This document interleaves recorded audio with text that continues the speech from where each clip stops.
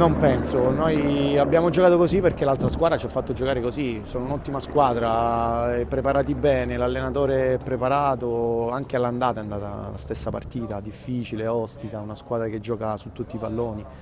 Noi qualcuno sottotono, però dal primo momento abbiamo capito che potevamo giocare solo in questo modo, non potevamo giocare in altro modo, loro campo piccolo, la palla cammina poco rispetto al nostro, però difficile, difficile, lo sapevamo, siamo riusciti a vincere per fortuna.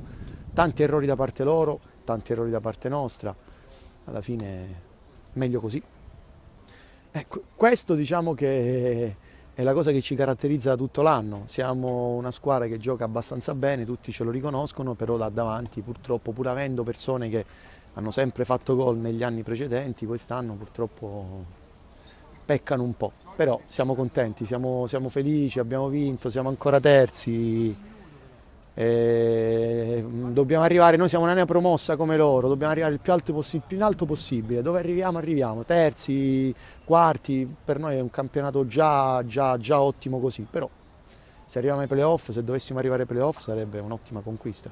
Beh, in casa noi siamo un'altra squadra, tranne l'Italpol e la New Team con cui abbiamo avuto scontri alla pari, però loro giustamente squadre secondo me superiori, l'Italpo sicuramente rispetto agli altri, in casa siamo un altro tipo di squadra, giochiamo meglio, siamo più padroni del campo, sappiamo come gestire la partita. Noi puntiamo a vincere, naturalmente se non facciamo punti con queste squadre che stanno sotto di noi non pensiamo di fare punti con le squadre che stanno sopra di noi, quindi sarà una partita sicuramente difficile, la affronteremo al massimo pensando di fare soli 3 punti.